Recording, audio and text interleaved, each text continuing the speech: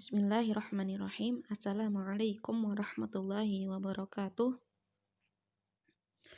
Alhamdulillahirabbil alamin wa afdhalus sholati wa atammu taslimi ala sayyidina Muhammadin wa ala alihi wa sahbihi ajma'in.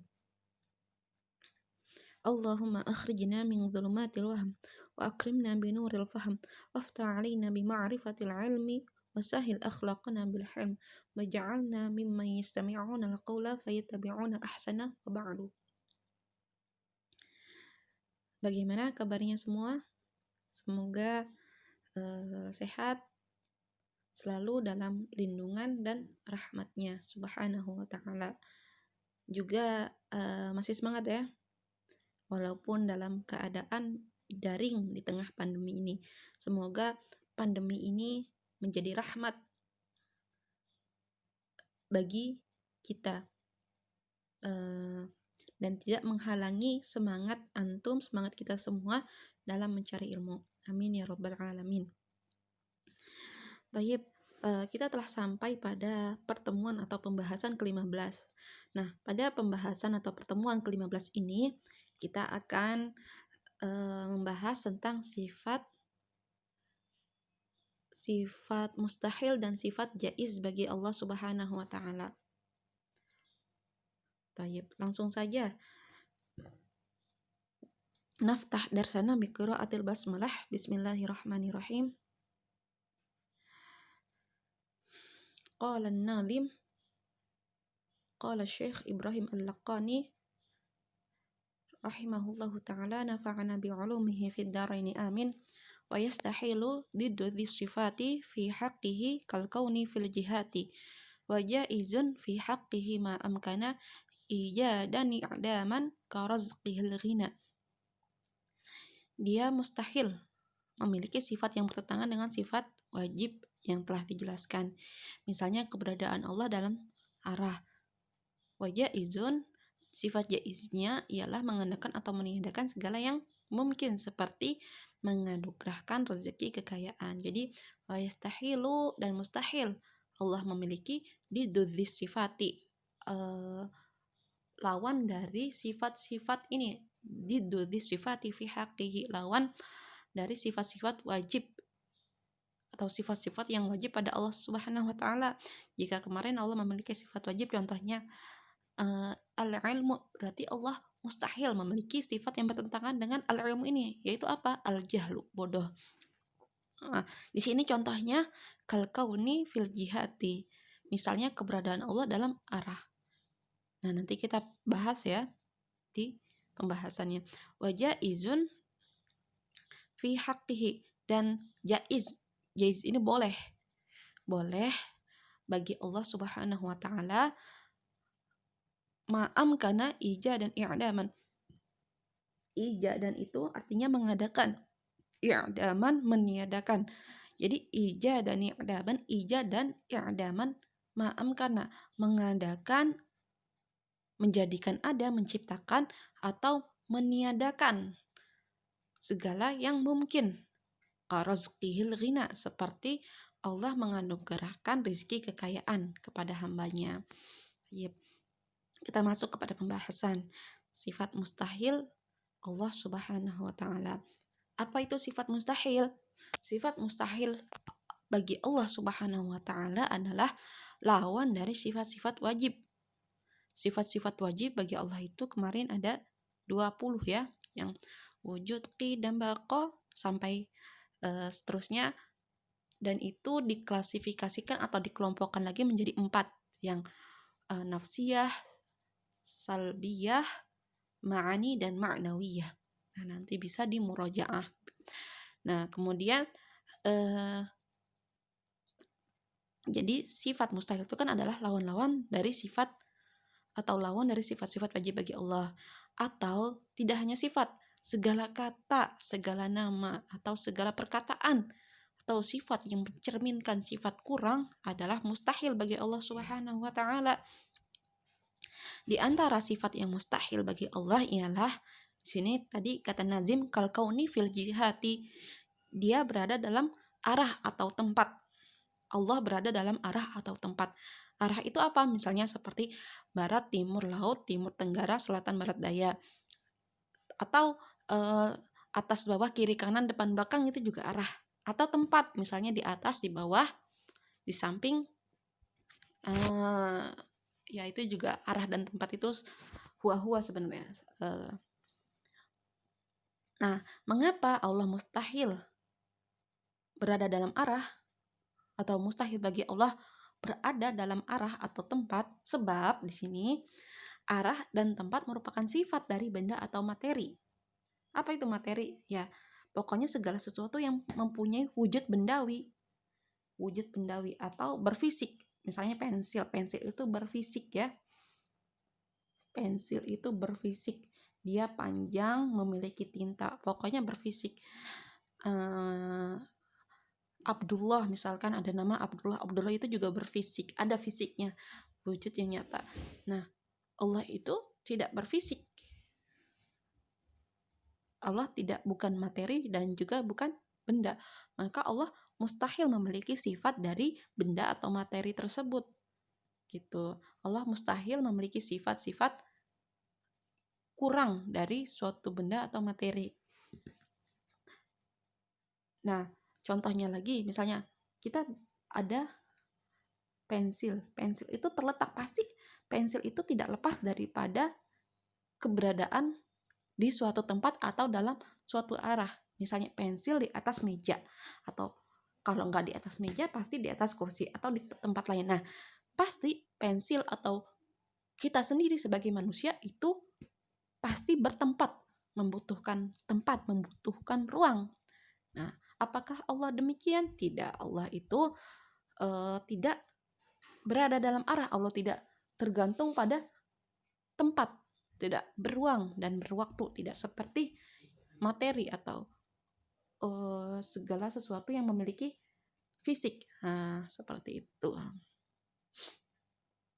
Nah, contohnya di sini bukan ada banyak ya, sesuai dengan sifat wajib yang 20, maka lawannya juga 20 itu. Nah, di sini lawan dari sifat wujud atau ada itu al-adam, tiada.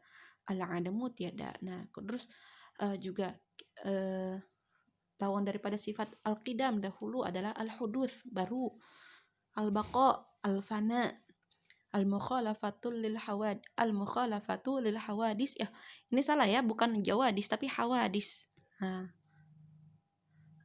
lawan dari al-mukhalafatu lil hawadis itu al-mumatsalatu lil hawadis.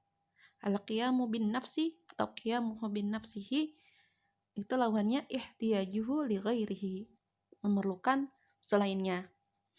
Al-wahdaniyah esa al-murakkab, berunsur, maksudnya berunsur di sini al-wahdaniyah. Allah itu esa dalam menciptakan, esa dalam kekuasaannya. Juga Allah tidak esa dalam zatnya. Allah itu tidak seperti benda-benda atau materi yang dia itu memiliki bagian-bagian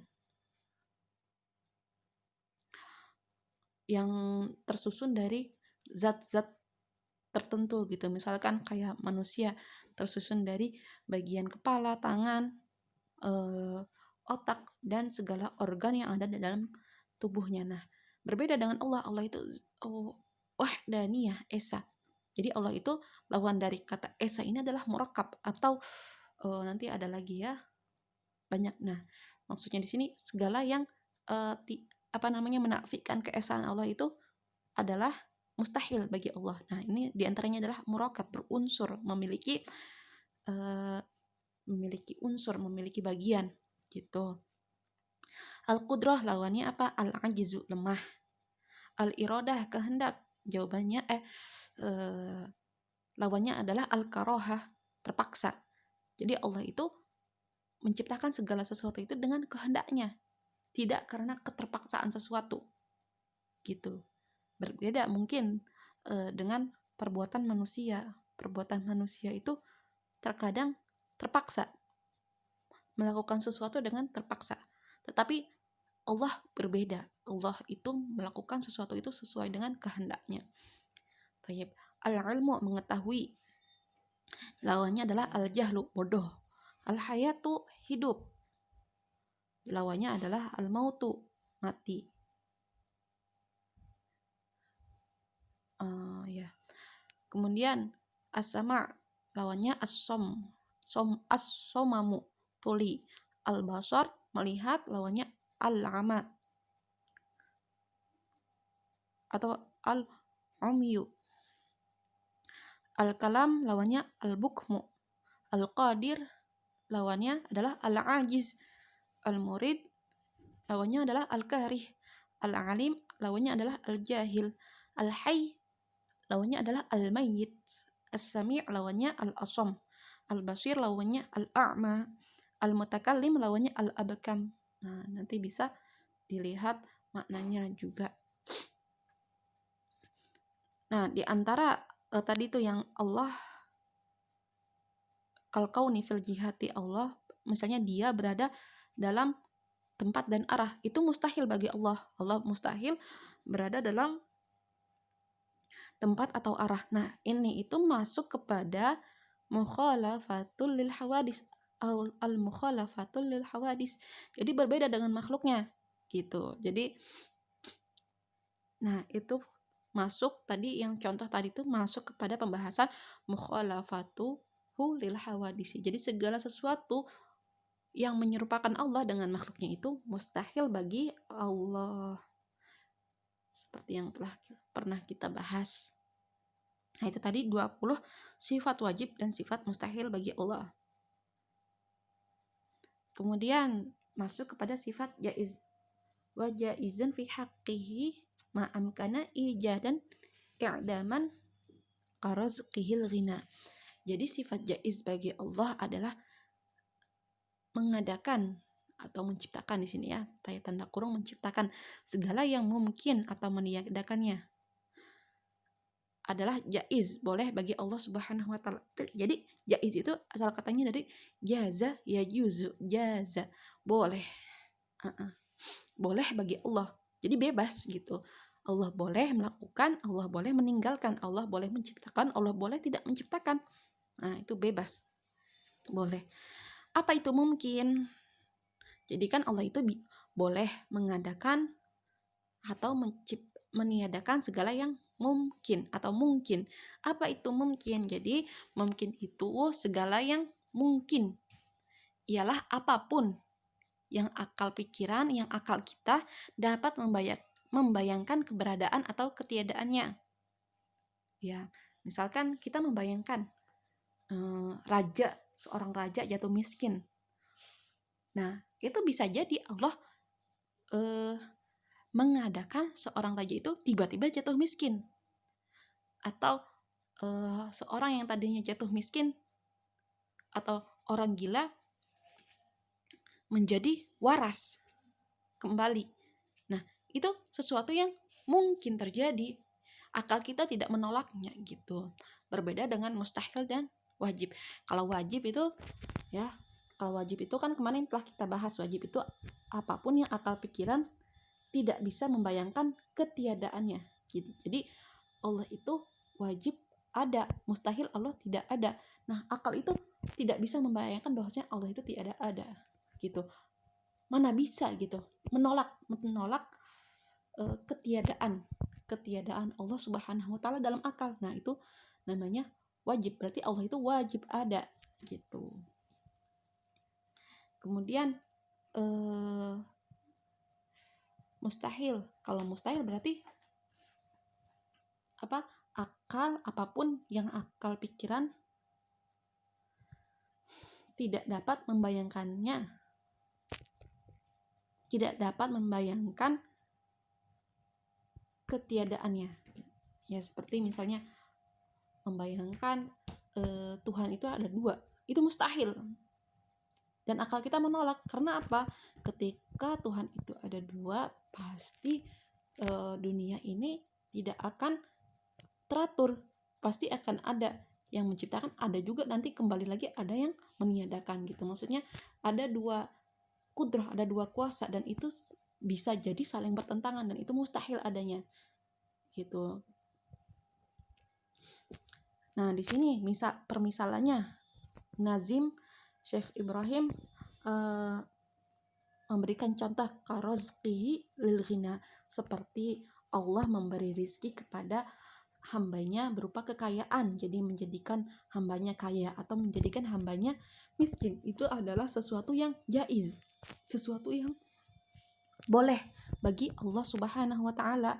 Tidak ada yang mengintervensi atau menekan Allah.